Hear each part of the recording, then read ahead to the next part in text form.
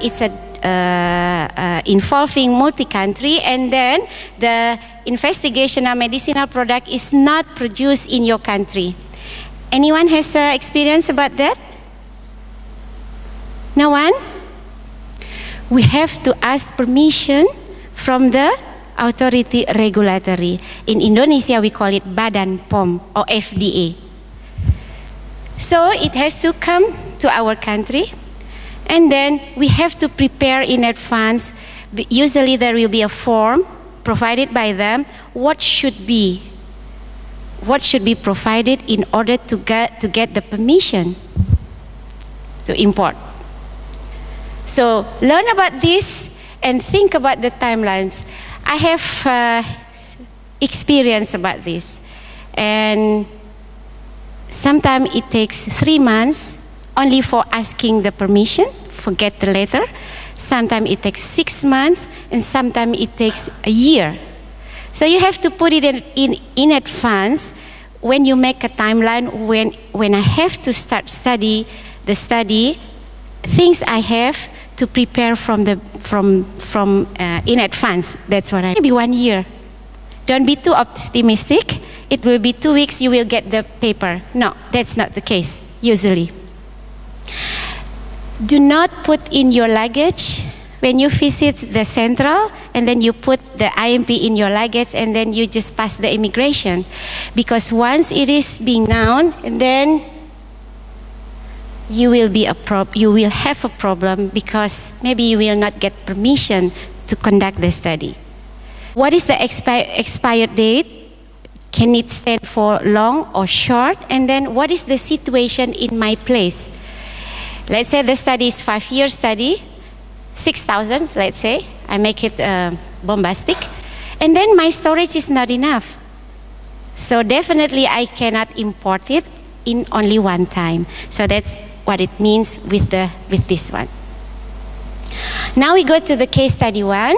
Please read this.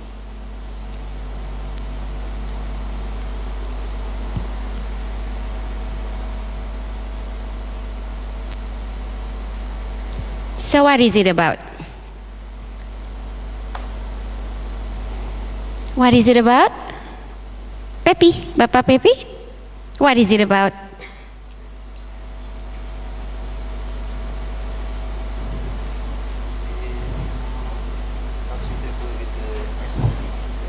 Not suitable with SOP. What, is there any SOP here? You jump. So this case study shows us about the importance of monitoring of the storage. It is said in the investigational brochure that the IMP should be kept at 2 to 8 centigrade, right? But apparently it is already 12. What should be her next course of action? What should she do? Sleepy?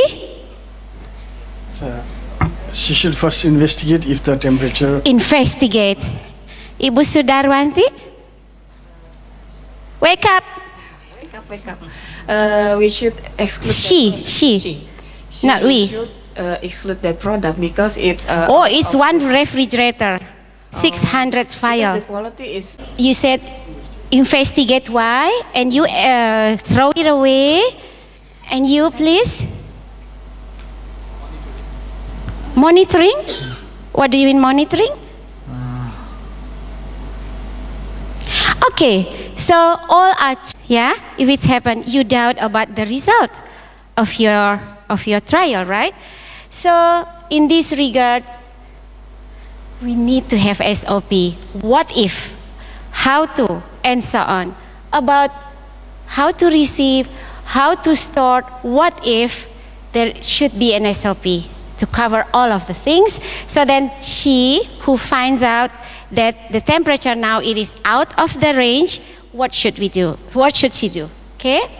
And then backup storage also will be useful if something happened in the primary storage. You want to do investigation, but you just throw it away. Then we should stop the trial perhaps. So backup is important, right? And regarding monitoring of the storage condition, you should remember the process. Remember the management. What is management? Process plus documentation.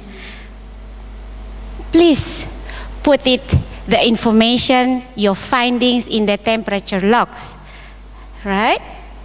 And then maybe it is nice, it is important, not only nice to have a calibrated thermometers to record of the temperature. And then, if something bad happen, it is in the weekend, let's say in the long holiday, safety alarm will help you.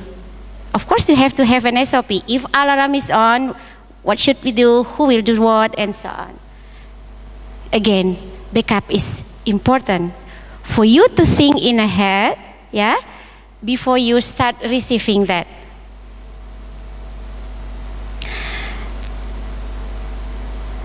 Look at this. Should be documented. Because when you analyze the data, why I couldn't find any different, any effect of this, and then you look back to your data, or maybe something wrong in the storage, in the management of the IMP. So you clarify with the documentation, you clarify the condition. And then you also may be important for some IMP needs specific condition. Some drugs or some tested drug maybe can be kept in the room temperature. But what is room temperature? Room temperature in Yogyakarta may be different from room temperature in Bandung. Room temperature. So it is important to keep the temperature log also, so we can analyze and assess from time to time about the situation in our storage. Some drugs also need to be protected from the light, like rifampicin. Once I have a trial using the intravenous rifampicin. At the time I was so young and so naive. I have no clue about how to keep the IMP myself. It takes 6 months for me to import the rifampicin IV from Holland. And then at the time, no news about this. There is no GCP even in Yogyakarta at the time, no course I mean. So we just keep in the nice and fancy cupboard, but apparently not. We didn't protect the rifampicin from the sunlight. And then, as a pharmacology, I feel so ashamed. Rifampicin should be kept from the light. So what happened one day, my research assistant find out that the color of rifampicin's powder is already become blackish. Then I start to doubt, can I use it for my patient or not? That's only my instinct. But the bottom line is I didn't realize how important is management of the IMP. Then I am busy with contacting my colleagues in Holland. Can I use it? Make a picture, and then it takes another 6 months to get the new rifampicin IV. So that's the story. And for product which is not meeting the specification, maybe damaged, maybe not clear enough the label, you should quarantine until decision is made by the sponsor. Because who belongs the IMP? Who for 30 minutes and then I will leave, I will say goodbye. Who belongs own the IMP? Who owns the IMP? Sponsor. But who will take care or manage of the IMP? Investigator. Excuse me, Dr. Jarir, I add this one slide. Think that it is boring because it's about checking, documenting, again checking, again documenting, and so on. But it is too technical. You can leave it out. You can give it to your staff. But indeed, it is very, very important. Yeah. So this is not true. Maybe this is true, but this is not true. Now we go to the case study number 2. Please read this. So it's about dispensing. But not only about dispensing.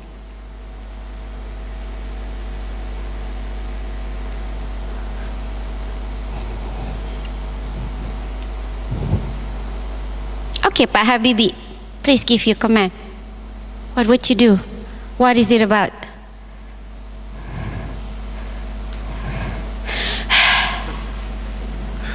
Perhaps giving question to the patient about the spillaway and Ask the patient why you spill it away. yes, and of course angry with the nurse. And why you should be angry to the nurse? Why? Because it should not belong to her authority to give the patient with the So it's the about drugs. authority, right? What else? What else? In this story, please Pak Heru.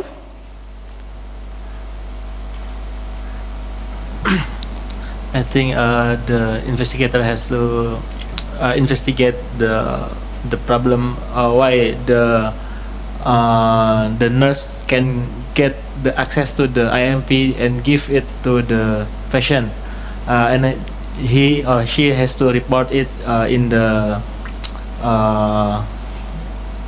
log, so everyone can know what happened for this in this patient. So investigation under the investigations, because you are investigator. Good. So what is here? What is the point? Authority, right? Accountability. But again, what is actually a message from this story, from this case? Monitoring. It has not a member. How come? How come she has an access to the IMP? And then it's only for the approved protocol, yeah, and with the patient that already become your participant in your trial. And then about the dose, about the way of giving it, about the frequency of taking it, it has to be according to the protocol. You cannot be creative, because once you have protocol and once protocol is approved by the ethics committee, that's the way you give the IMP to your participant. And then this. You said you're angry to the nurse. Why don't you angry to the patient? Have you give information enough to your patient about, please do not blah blah blah, in case of this blah blah blah, you should. Have you have enough information, give enough information to your patients? You ask yourself. In trial, we have what we call by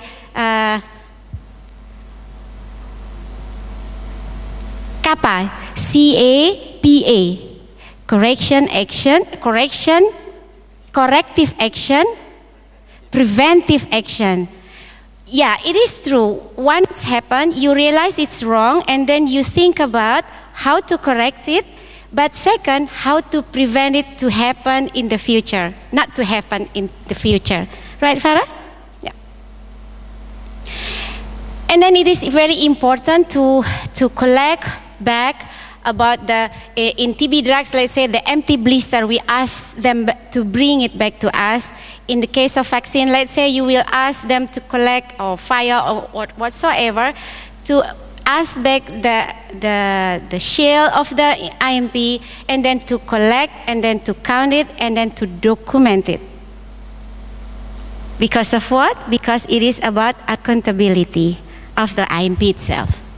And then you have to put also the date.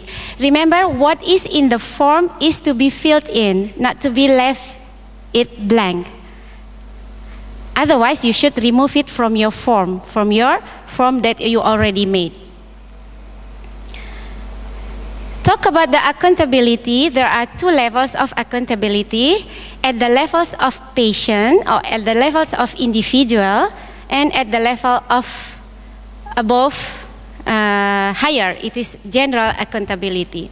As in the previous case study, it has to be clearly documented how many tablets you give to your participant and in what date, how many is returned back, how many is taken, and then you see yourself the proof of the IMP. Yeah, and then sometimes the IMP is not only given by one time, maybe for 6 months, let's say. It is important to put the ID number in the boxes, let's say. So this belongs to these patients, not belongs to other patient. You cannot just simply take the IMP belongs to one subject and then you give it to other subject because of the individual accountability. Because in the end of the day, you need to calculate, to count how many of the drug is taken by your patient, by this particular patient. It's about adherence. It's about how many % of the drug is taken. It's about the efficacy of the IMP itself. And then make sure sometimes in the label, the unit that you have to be given, let's say how many milligram per kilogram of body weight. If the study take quite long, let's say, and your participant is a child, let's say, maybe there is remember, they grow up, they gain the weight. Then you should pay attention also about that. So it's not like doing the daily business, 10 milligram, and after 6 months it's still 10 milligram, let's say, because sometimes the dose is also according to the body weight, kilogram of body weight. And talk about general accountability, it's about you are as an investigator, as a manager of the IMP, because you want them to manage of the IMP. You have to oversee this, you have to see it from time to time about the data you have, matching the flow of goods. Product coming in versus product coming out, whether it is matched or not, maybe there is a leakage or not, something like that. How many you receive, and then how many is transferred to other sites. Let's say you have 10 sites, let's say, and how many is left in your storage, and then how many is unused, how many later on you will destroy if agreement between you and a sponsor that it has to be destroyed when the study is finished. So we need to check documentation from time to time. And we also need to go to the Pak Indra, you sleepy?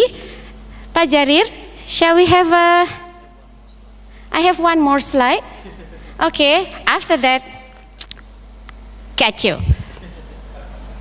Sometimes we have to go to the field to check ourselves about the condition, the physical condition of the storage itself. So it is not enough only by checking the document. Sometimes you have to go to the field yourself.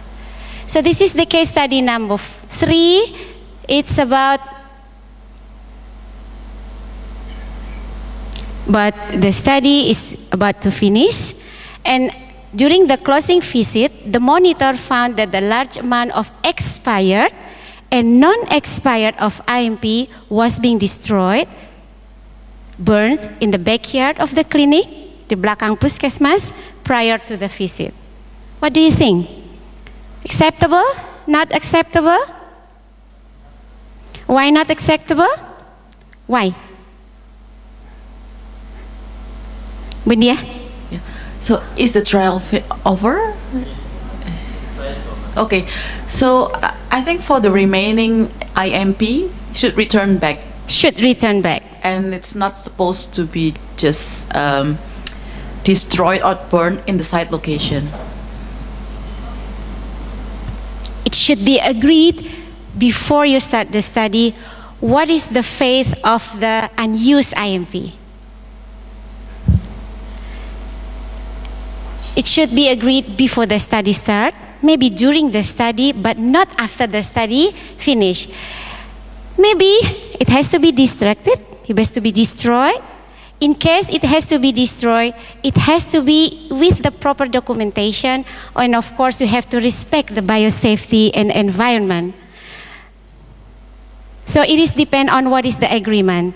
Maybe you can destroy it yourself, or you have to turn it back to us, to the sponsor, and you have to also make an agreement in advance how to send it back. Whose responsibility?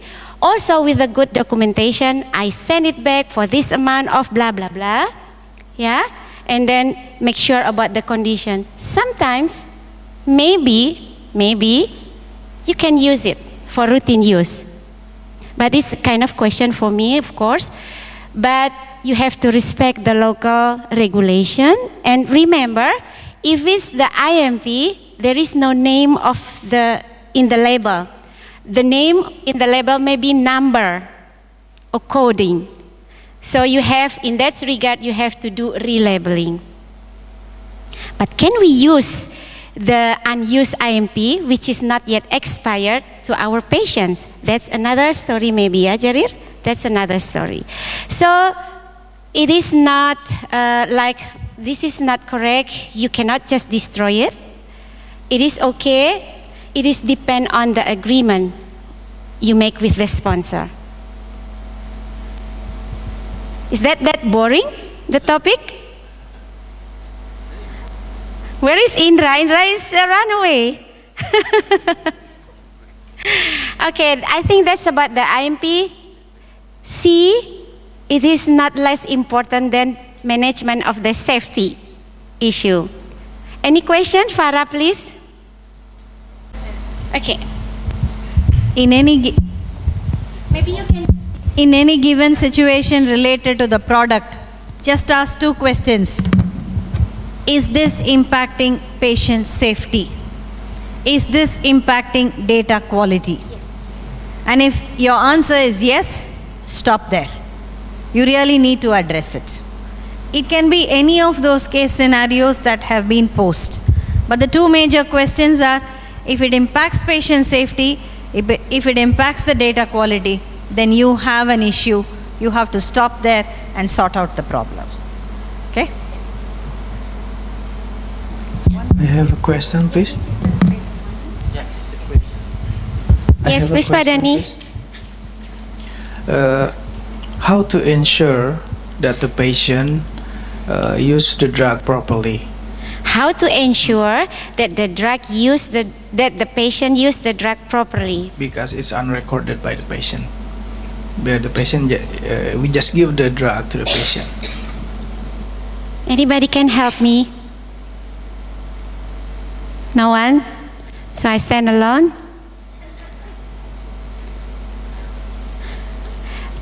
Yeah, I understand you posed that question because you mentioned that from yesterday, starting from yesterday, you are the beginner. You don't do the trial yet yourself. But I believe some of participants here already have some experience. In the drug trial, the adherence, the compliance is very critical in terms of efficacy. So we need to ensure that the adherence or the amount of the drug taken by the patient is according to what we need. So how to ensure that? First, information, of course. In the patient information sheet, it has to be there. You need to take this blah, blah, blah, so they know and realize that they need to take the medication or the drug trial according to what is being instructed. Second, how to prove it. Document has to be there. Remember in the TB treatment, we give the card to the patient. So you provide the tools, sometimes the cards that the patient can fill in every day. Sometimes the diary can also help you, give you information, more information about whether they really take the drug or not, in what time, let's say, if you need the information precisely. Sometimes you also need to have someone who help you, the patient to observe whether the patient supervise whether the patient take the medication. In Bahasa we call it pengawas minum obat. Or direct observe therapy. And then, of course, communication is very, very important. You always remind, friendly, of course, from time to time to your patient to always do what you want them to do. Please bring back, when you come for the follow-up visit, please bring back all medication, all of the empty blister with you so we can calculate.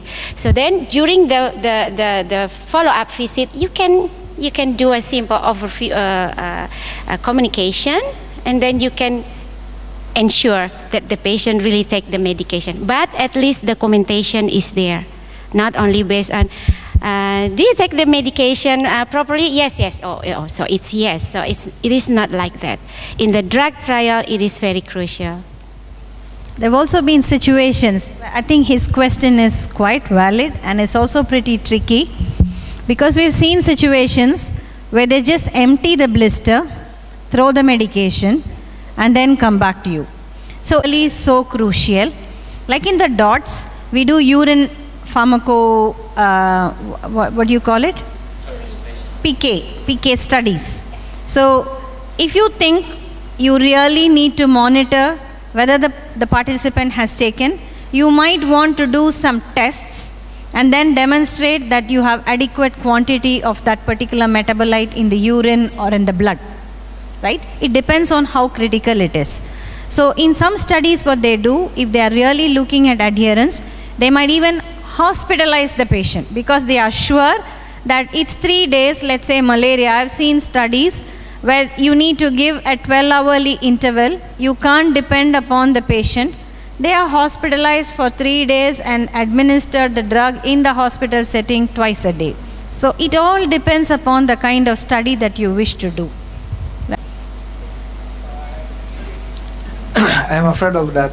Some patient will be dishonest. Dishonest. Yes. They said they took the drug, but they didn't. Actually, that's the main point of my question is. Exactly. That's why I'm saying, if you think they would be dishonest and you need to really assess, you may want to do PK of blood or urine or whatever to be sure. If those levels are not up to your satisfaction, then you can tell the patient, look, you told me something, but you have done something else. I think I may have to withdraw because I cannot have this kind of data. Important things is to document it, to put a note. When you do the PK study, let's say, you have to also put the date, the time, and then what is happening during, whether vomiting and so on and so on. But then everything you find out when you're checking about the accountability of the IMP, just put it in the notes, and then when you analyze the data, you can always go back why. So that's the importance of documentation. I think that's from me.